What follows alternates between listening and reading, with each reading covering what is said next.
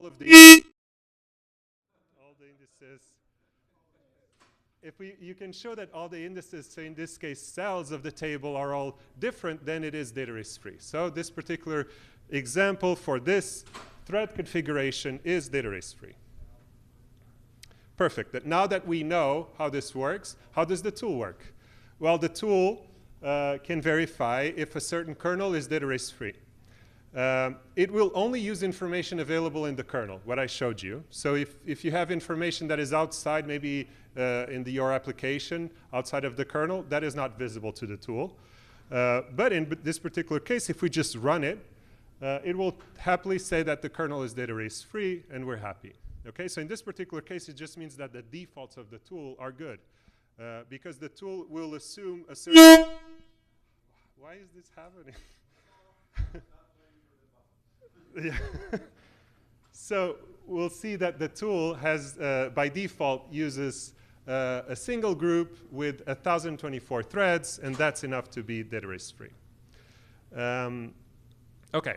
So now let's talk about features that we can vary that are going to be used in the experiment that I just showed you. Okay? So the first one that we can do is we can have this little parameter here that says all dims. And this is all possible thread configurations if we vary that, right? So far I showed you a fixed one. If we vary, consider all possible thread configurations, the tool will promptly give you an error. And will tell you, well, actually, if you run threads in CUDA can actually be organized three-dimensionally.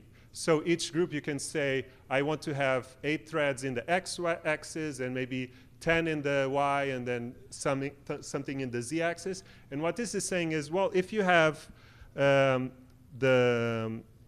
if you have an example where you have in the y-axis certain threads, more than one group, then you're going to have a data race, right? And the data race that is showing you here, this is what is being reported by the tool. It's saying, well, this thread that has an ID of 0, but in the y position it has 1, they'll both report a position 0. Okay, they'll both be writing to 0, and that is a problem.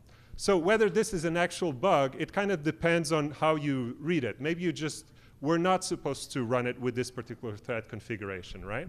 So, but before we go on how do we work around this issue, let's just talk about something really cool, which is there's a red message here on the bottom saying this is a true alarm. So you can confirm, the tool guarantees that this report, this is not a potentially false. This is true, guaranteed by the tool. So that's actually a contribution of this paper that will be presented Wednesday in Uppsala.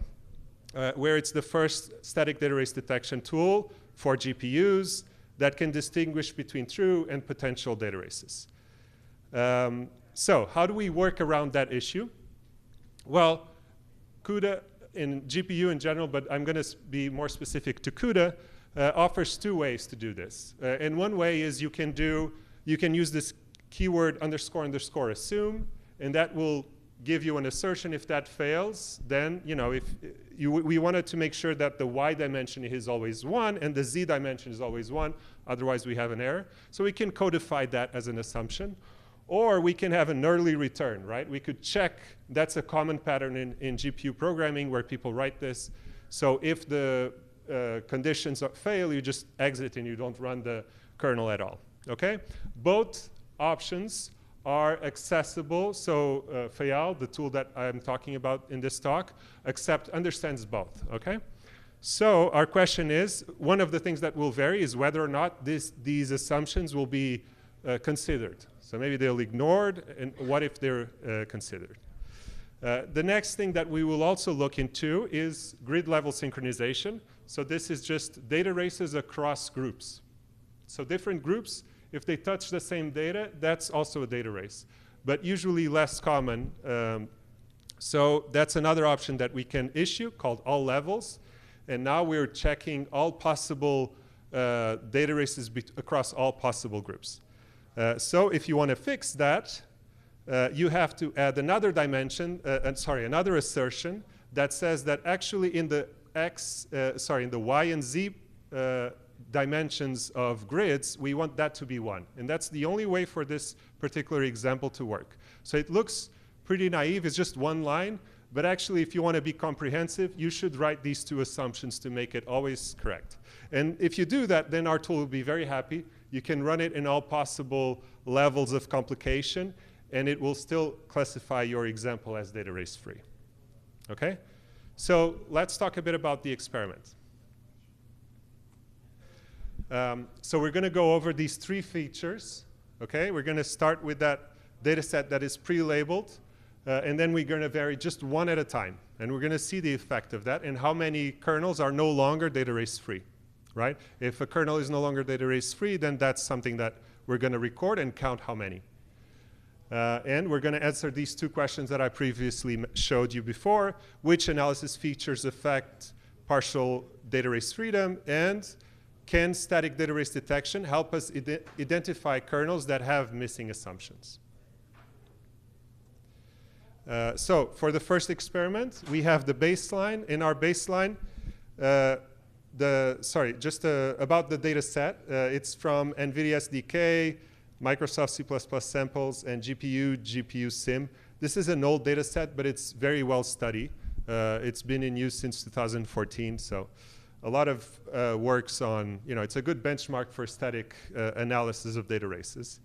And so these 191 can all be classified as data race free by our tool with a fixed thread configuration. So all of these kernels were pre-configured with the launch parameters.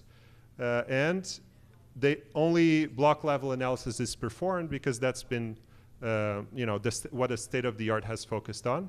And some of these kernels will have assumes that were recorded by the users. So in this case, we're actually researchers that wrote those in, maybe to help their own tool work.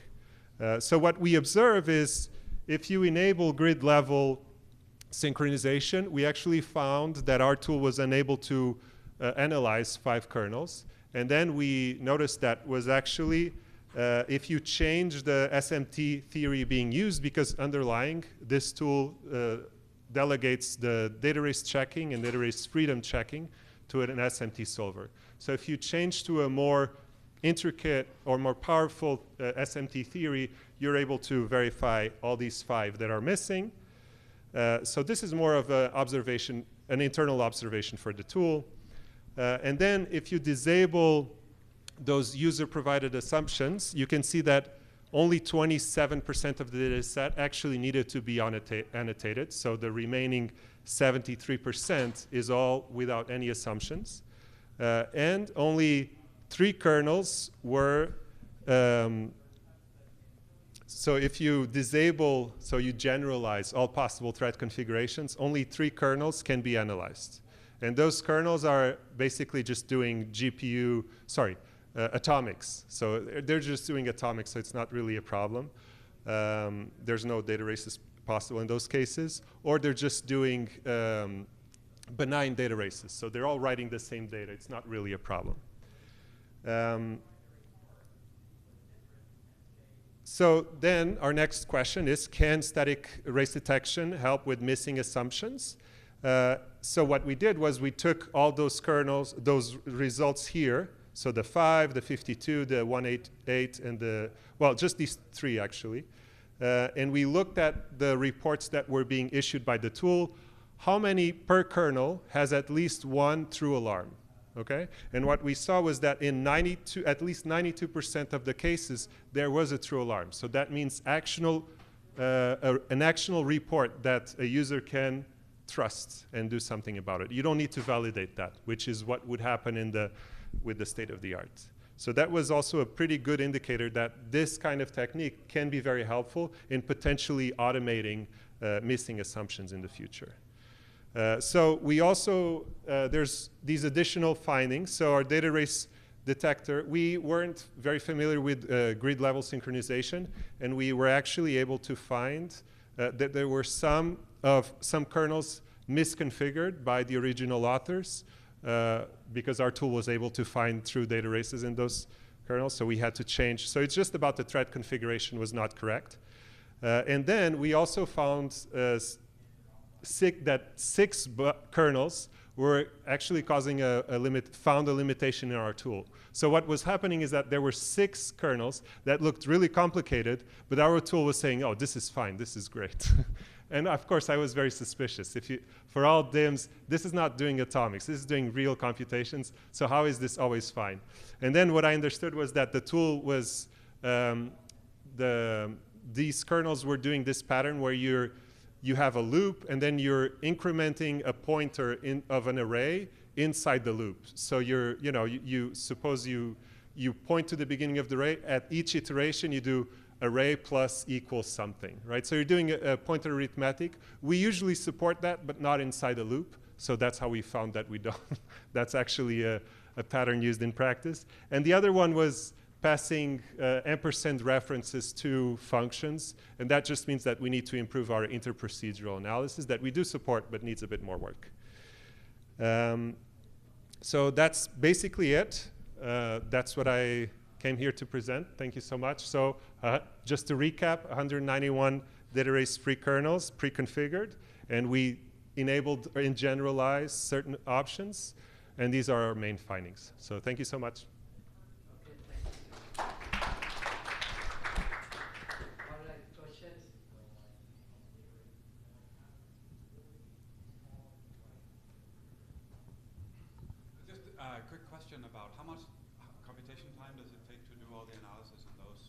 Great question. Yeah, so each kernel takes around a second, so it's pretty fast. Oh, okay. Yeah, so under a second for a kernel. The SMT problems are actually quite simple, so there are a few that take a bit longer, but always under a minute, I think, that's the timeout that we have, so it's pretty fast, yeah. Yeah. Okay. Is this analysis happening at like the PTX level or? No, source level analysis. Yeah. Clang, we use libclang.